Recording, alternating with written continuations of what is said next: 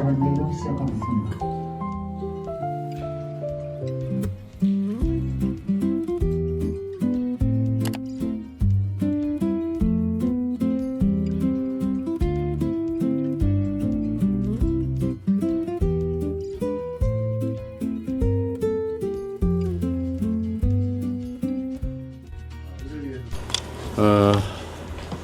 지금 우리가 국내에 없으니까 우리 비서진들 어떻게 좀 마음 편하고 좋은가요? 썰렁한 모양이네. 다들 고생 많습니다. 자, 모든 공직자들은 몸이 어디에 있든 국민의 삶을 살피는데 한치의 빈틈도 있어서는 안 됩니다. 정성과 책임을 다해야 되겠죠. 그런 의미에서 외교 순방 중이긴 하지만 화상으로 이렇게 수석 보좌관 회의를 하게 됐습니다.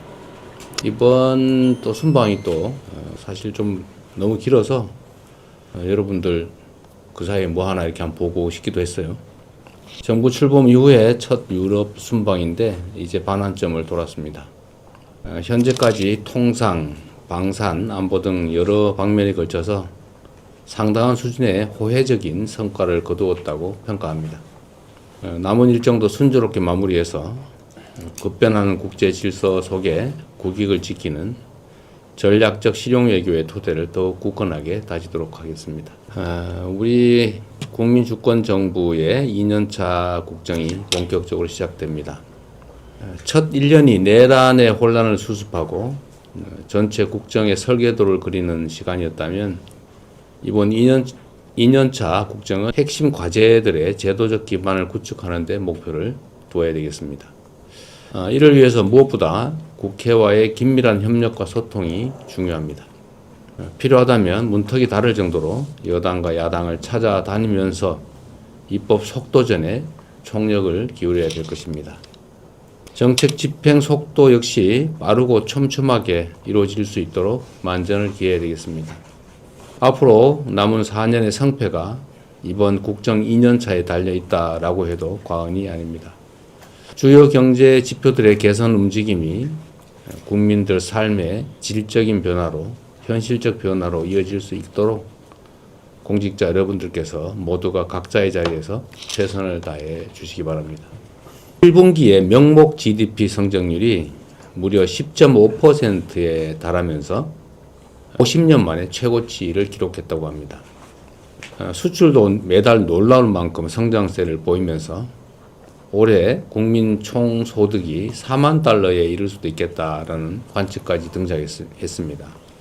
인공지능 혁명과 산업 전환으로 우리 경제에 새로운 기회의 창이 열리고 있는 것 같습니다. 그런데 우리가 풀어야 할 숙제도 만만치가 않습니다. 특히 우리 사회의 미래라고 할 수 있는 청년들이 겪는 고용, 자산, 소득 양극화의 삼중고가 매우 심각합니다. 지난 1분기 가구주의 월 평균 명목소득 조사를 해봤더니 전 세대 가운데 유일하게 2030 청년 세대들의 소득만 뒷걸음질 쳤다고 합니다. 심각하죠. 기회의 총량이 줄어들면서 발생하는 이런 문제들을 일상에서 맞닥뜨려야 되는 우리 청년들의 고통이 참으로 심각합니다. 이 문제를 조금이나마 완화할 수 있도록 전력을 다해야 되겠습니다. 이를 위해서 전에 제가 말씀드렸는데 청년정책 전담기구 설치 검토를 좀 속도를 내야 되겠습니다. 그리고 내년 예산안 그리고 중장기 국가재정 사업 등에 있어서도 청년정책을 최우선 순위로 고려해야 되겠습니다. 일자리, 창업, 주거, 교육, 복지 등 정책 전반에 걸쳐서 청년 체감도 지수 이런 거를 좀 한번 개발해서 활용해 보면 어떨까 싶습니다. 우리가 환경 영향 평가, 지역 발전 영향 평가 이런 거 하는 것처럼 각 정책들이 청년들의 삶에 어떤 영향을 미치는지 한번 지수로 평가해 보면 어떨까 그런 생각입니다. 우리 대한민국 앞에 펼쳐진 새로운 기회의 창이 우리 청년들에게도 더 활짝 열려질 수 있도록 범정부 차원에서 힘과 지혜를 모아주기 바랍니다. 계속 제가 강조하고 있는 것 중에 하나가 국민 안전 문제입니다. 사고, 자살, 온갖 영역에서 우리 국민들이 너무 많이 돌아가시고 있어요. 그래서 이 여름 재난도 문제입니다. 이 국정이라고 하는 게 맑은 날에 이미 우산을 미리 준비하고 또 추수하면서 또 내년 농사를 준비하는 것처럼 언제나 미래를 대비해야 됩니다. 아직 무더위나 장마가 본격화되지는 않았다고 해도 지금이 바로 무더위 관련 대책 전반을 꼼꼼하게 한 번 더 되짚어야 될 때입니다. 위험시설에 대한 관리, 또 혹서기 국민안전대책을 세심하게 점검해야 되겠습니다.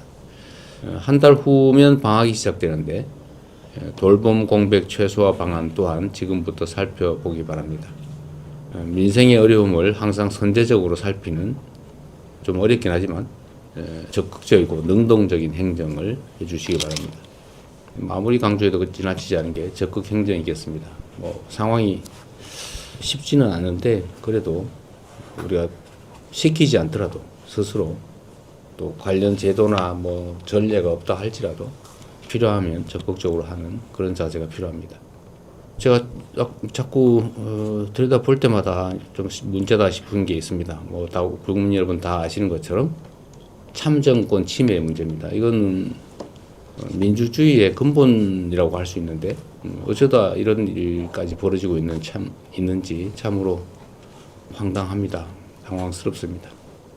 참정권 침해에 대한 우리 국민들의 정당한 문제 제기를 다 인정하고 수용합니다.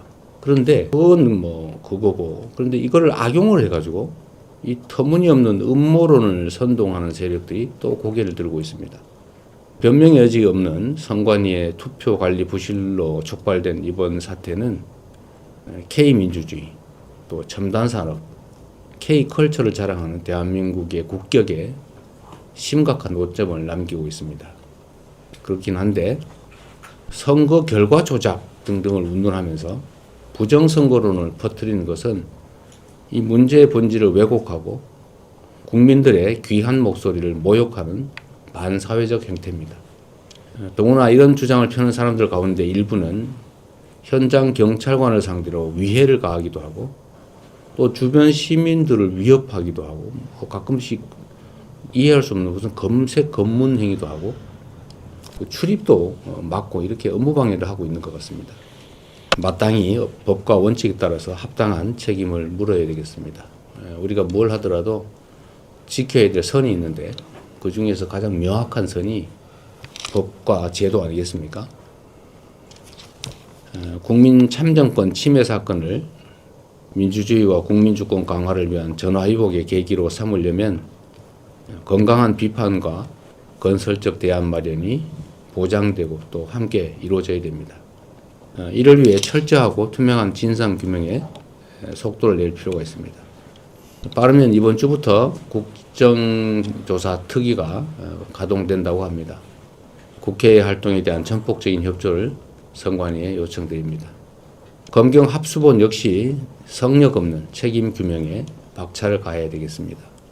청년들과 시민들의 정의로운 분노에 우리 사회 모두가 책임 있는 행동으로 응답할 때입니다. 네, 이상입니다.